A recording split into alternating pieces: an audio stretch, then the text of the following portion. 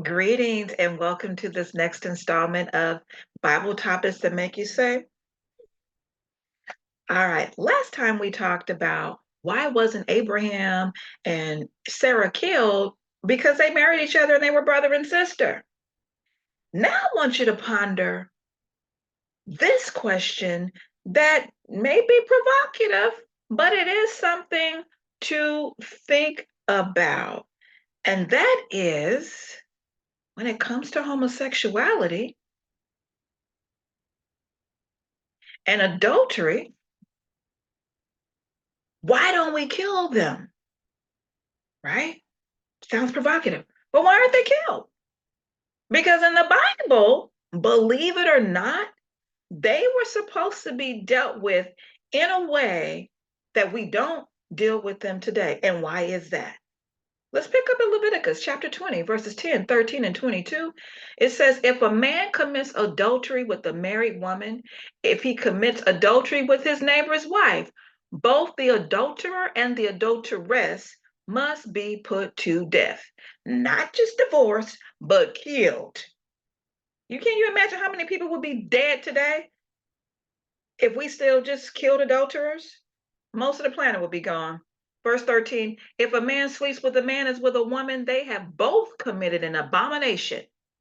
They must be put to death. Their blood is on their own hands. Let me say that again. If a man sleeps with a man as with a woman, they have both committed an abomination. They must be put to death. Their blood is on their own hands. Translation is a two men, homosexuals, and it would be two women, lesbians. According to Leviticus, they're supposed to be put to death. Verse 22, you are to keep all my statutes, not just the ones you like and was convenient, and all my ordinances, and do them so that the land where I am bringing you to live will not vomit you out. In other words, Yahweh is saying, keep it together, keep it clean, don't mess with someone else's husband or wife. You are to be killed. So scandalous men, scandalous women, cheating on their spouses, killed. Homosexuals, lesbians, killed. Why aren't we killing them today? Well, Matthew, this is now New Testament. Leviticus was Old Testament. Matthew 5:43 through 45 gives us a clue as to why we're not killing them today. You have heard that it was said, love your neighbor and hate your enemy. And some may see an adulterer or homosexuals as being their enemy. There's a lot of Christians who feel like they're the enemy and they're supposed to be treated in a way that is less than respectful. But I tell you, love your enemies and pray for those who persecute you, so that you may be sons of your Father in heaven. For he causes his sun to rise on the evil and the good, and sends rain on the righteous and the unrighteous. Romans 13, 1 and 10. Everyone must submit to the governing authorities, for there is no authority except from God, and those that exist are instituted by God. Love does no wrong to a neighbor. Love, therefore, is the fulfillment of the law. Backing it up. So, this was Jesus speaking in Matthew, and he's saying we're supposed to love our neighbors, not hate them. And we're supposed to pray for them, not hate them. So by extension, if you're not supposed to hate them, then you're not supposed to kill them. And Romans 13 is talking about the law of the land, and we must obey the law of the land. Let's keep it pushing, though, because we know that murder is a punishable offense, right? Even manslaughter. So we're not supposed to go around and kill people because Leviticus said to do it, or God told me to do it. We've got some people out there killing folks because they said God told them to do it. Question is, what God? Satan or Yahweh? Which? Verse 26, this is why God delivered them over to degrading passions.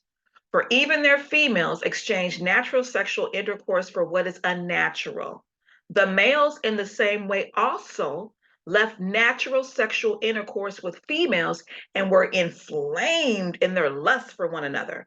Males committed shameless acts with males and received in their own persons the appropriate penalty for their perversion. Doesn't matter if they love them or not. And no, the Bible doesn't use the word homosexual, it describes the act. It goes further so that you're not confused. Some people want to say the Bible don't say anything against homosexuality. Yes, it does.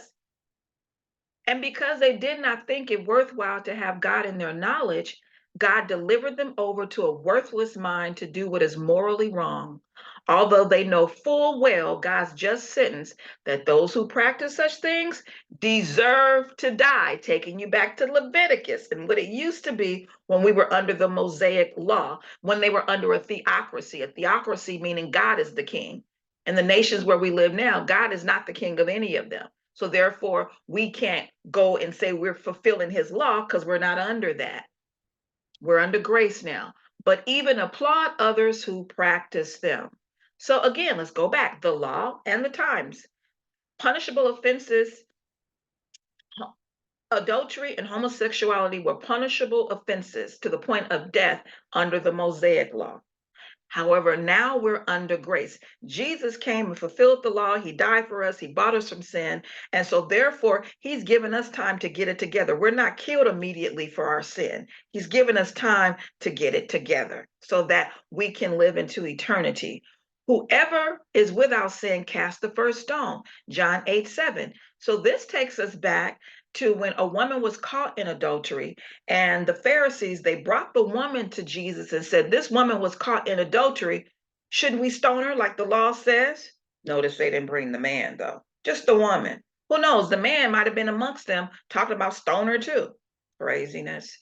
Anyway, they were trying to test Jesus to see what he would say.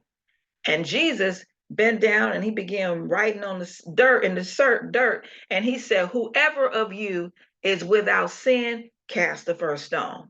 And they had stones in their hand, ready to kill her. And they began to drop the stones one by one and walked away and left the woman remaining. And then Jesus said, oh, nobody's condemned you? Nobody's killed you? Nobody stoned you? No. And he said, neither will I condemn you. Go and sin no more. He did not condone the adultery. He loved her and gave her the opportunity to have her life saved and move on. So we must obey the laws of the land wherever we are. And we know that we can't just go around killing folks. We are encouraged to love them and pray for them. I know adulterers, I know homosexuals, and I love them. And I pray that their sin convicts them and they get it straight with the Lord. Because Yahweh will punish sinners, all sinners, for all sins. He'll punish, it says liars and thieves, a combination of people, their sin can lead them to death, right? But it's not up for us to do the judging. It's up for the Lord, who is totally holy, to do the judging, not us.